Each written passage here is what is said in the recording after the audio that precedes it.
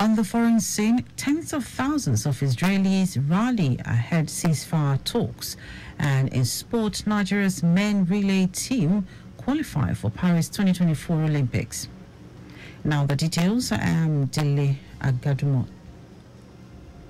The Lagos State government has continued its wide exercise to free from visible security risk after the arrest of some suspects under the Dolphin Estate Bridge. Commissioner for Information and Strategy, Benga Motosho, who said the ceaseless influx of miscreants, beggars and the destitute to Lagos Street has raised fears of insecurity of lives and property, noted that it is unacceptable. Motosho said the exercise will continue as part of the government's responsibility to keep the citizens safe and secure. As part of the exercise, 450 miscreants were rescued at the weekend. 371 pleaded for assistance to relocate to their various states due to the hardship they are facing in Lagos, and 79 have been absorbed into some government facilities for rehabilitation after showing signs of being unwell. The Lagos State government has reiterated that it won't back down until a holistic solution is found to the issue of flooding caused by man-made problems across the state. Commissioner for the Environment and Water Resources, Tokunbo Wahab, stated this in an interview after an inspection tour to System 1 Drainage Channel Midstream, Odoyalaro, Arowojobe Estate and Mendevilla Estate, Maryland section. The tour is aimed at taking a second look at the alignments and putting a human face to ongoing enforcement along the System 1 corridor. Wahab explained that the System 1 drainage channel midstream, which cuts across Ogudu, Ojota, Ifako, Bagada, Maryland, and Ojota, was with a setback of 140 meters, which has now been reduced to 100 meters to reduce collateral damages. According to the Commissioner, flooding, noise pollution and the unlawful blockage of drainage channels represent critical challenges that have negative impact on the lives of our citizens that must be tackled in order to have an aesthetic environment. He added that the original dimension was 140 meters for the drainages, but the state government is willing to put a human face to the enforcement process by moving 60 meters to Ogudu, Maryland section and 40 meters to Ogudu, Odoyalaro section, which makes it 100 meters.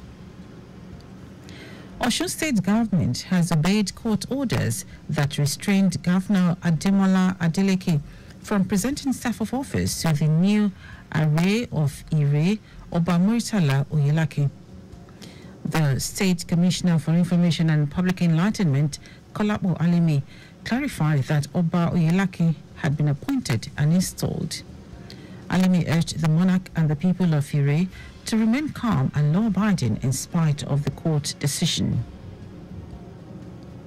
Now to the rest of the stories. The federal government has assured Nigerians that the current high cost of medicines in the country will become a thing of the past. Coordinating Minister of Health and Social Welfare, Ali Pati, gave the assurance during a webinar lecture that various policy measures already put in place by the President Bola Tinubu administration would soon begin to reflect positively in the cost of essential medical commodities. Director General, National Agency for Food and Drug Administration and Control, NAFDAC, Mojisola Adeyeye, identified rejuvenation of the local pharmaceutical industry as a panacea for high cost of medicines in the country. According to her, the devaluation of the naira accounted largely for high costs of production locally, as the high exchange rate made procurement of raw materials and equipment imported for production extremely high.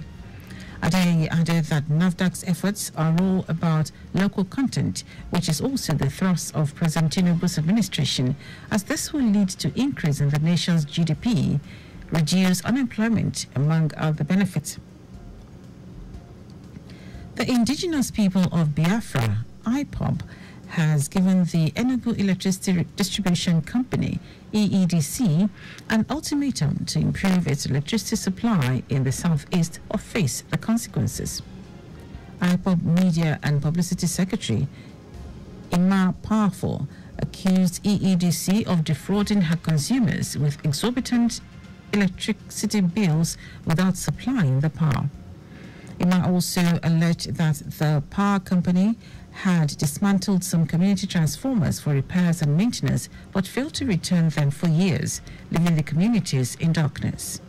He warned EEDC to provide adequate electricity supply or exit the southeast region. Now to foreign news. Tens of thousands of Israelis have rallied calling for a deal to bring hostages home ahead of further ceasefire talks. Protesters in Tel Aviv chanted, "War is not holy, life is," with some accusing Prime Minister Benjamin Netanyahu of aiming to prolong the conflict in Gaza. It came as a Hamas delegation met mediators in Egypt on Saturday. Israeli Minister of Diaspora Affairs and Minister for Social Equality Amichai Chikli said the war will continue until Hamas is eliminated. Chikli said they don't have the option to agree to a deal that includes ending the war or giving up a full-scale operation in Rafah.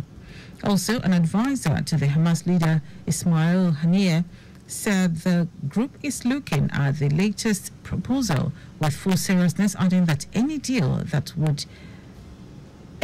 will have to explicitly include an Israeli withdrawal from Gaza and complete end to the war. Negotiators have resumed long-running ceasefire talks in Cairo that was brokered by Egypt and Qatar on pausing Israel's offensive in Gaza in return for fleeing hostages. In our sport, Nigeria's men's 4x4 meters relay team have qualified for Paris 2024 Olympic after placing second in Heat 2 at the World Athletics Relays in Bahamas on Saturday. While competing in Heat 2, the quartet of Chidi Okeze, Dubem Wachuku, Dubem Amene and Sikiru Adeyemi finished second in a time of 3 hours, 1 minute and 70 seconds. Nigeria's mixed relay team clinched automatic qualification for the Games after finishing second in Heat 2 of their event. Also, Belgium won the race in a time of 3 hours, 9 seconds, while Jamaica had a time of 3 hours, 2 minutes and 46 seconds to place third. That is our news at noon. Just before we go, please do not drive beyond specified speed limit. You can follow us and like all our various social media platforms: X Traffic Radio 961, Instagram Lagos Traffic Radio 961. Subscribe and watch our news and programs live on YouTube at Traffic Radio 961. You can also visit our website at trafficradio961.ng. Did you know that the Sanwo-Olu administration trained 78 persons and placed 12 under the Talent Development Program TDP, a student loan program aimed at training young persons in tech skills and placing them in employment? You can get more details on the Lagos State Government website. To end the news are the highlights of major stories. The Lagos State Government has continued its widespread exercise to free from visible security risk after the arrest of some suspects under the Dolphin Estate Bridge. Federal government has assured Nigerians that the current high cost of medicines in the country will become a thing of the past. We also told you that tens of thousands of Israelis have rallied calling for a deal to bring hostages home ahead of further ceasefire talks. And in sport, Nigeria's men's 4x400 meters relay team have qualified for Paris 2024 Olympic after placing second in Heat 2 at the World Athletics Relays in Bahamas on Saturday.